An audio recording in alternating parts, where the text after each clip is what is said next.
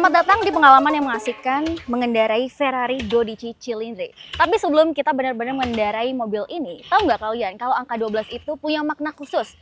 Zodiak ada 12, bulan totalnya ada 12. Angka ini tuh sering dikaitkan dengan kesempurnaan.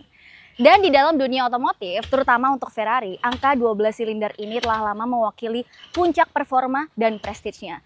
Dan hari ini aku nggak sendirian, bakal nyoba mobil ini ditemenin sama teman aku, Mas Don. Ayo kita langsung cobain aja. Gimana sih rasanya 12 Cilindri? Sebuah perpaduan antara warisan klasik dan modern. Desain garis hitam di kap mesinnya terinspirasi langsung dari model legendaris Daytona dari tahun 1960-an. Ferrari 12 Cilindri menggunakan pelek 21 inci, baik di depan maupun di bagian belakang. Mobil ini juga memiliki aerodynamic spoilers untuk menambah downforce-nya.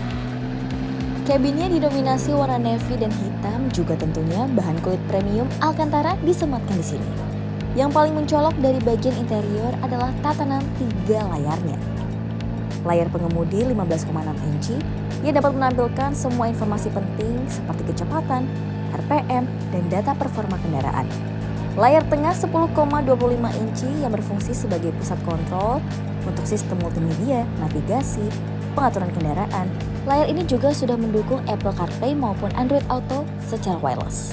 Kemudian layar penumpang 8,8 inci, jadi penumpang dapat melihat data berkendara seperti kecepatan, RPM, dan multimedia.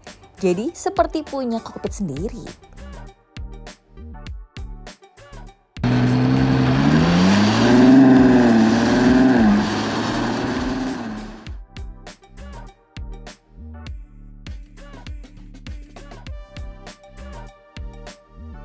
So, di balik kokpit Ferrari 12 Cilindri, ini kita nyobain mobil ini 12 silinder, dia mesinnya 6500 cc dan dipadukan dengan transmisi dual clutch 8 speed.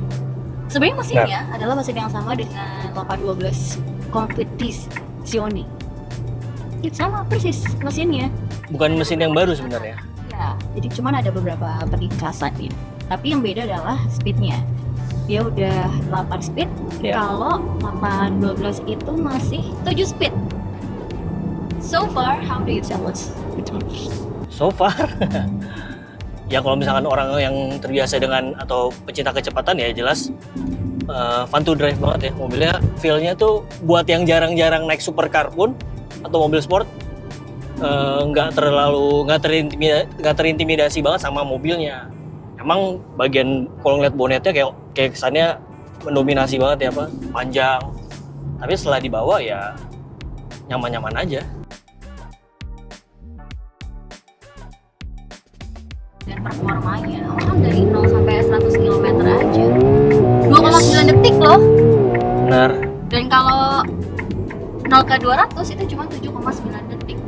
Gak main-main kan performanya, torsinya juga. Horsepower-nya itu 830. Wow, di 9250 RPM. Itu tenaga mesinnya udah gede, terus juga jangan lupa sama yang namanya power to weight ratio. Mobilnya bobotnya itu cuman 1500 kg sekian. Iya. Wow. Cuman 1,5 ton. Jadi kalau misalkan dilihat power to weight rasionya itu benar-benar luar biasa. Dari bodinya aja ya udah kelihatan kalau mobil ini aerodinamisnya dia ditambah di kecepatan tertentu itu spoiler aerodinamiknya itu bakal ngebuka. Ya.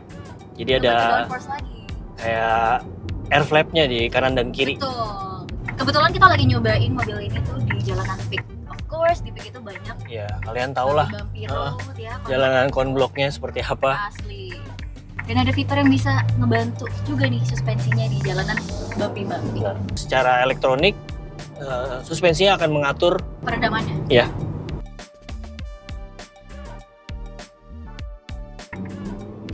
Jadi di mana kita kalau mau ngetes kecepatan?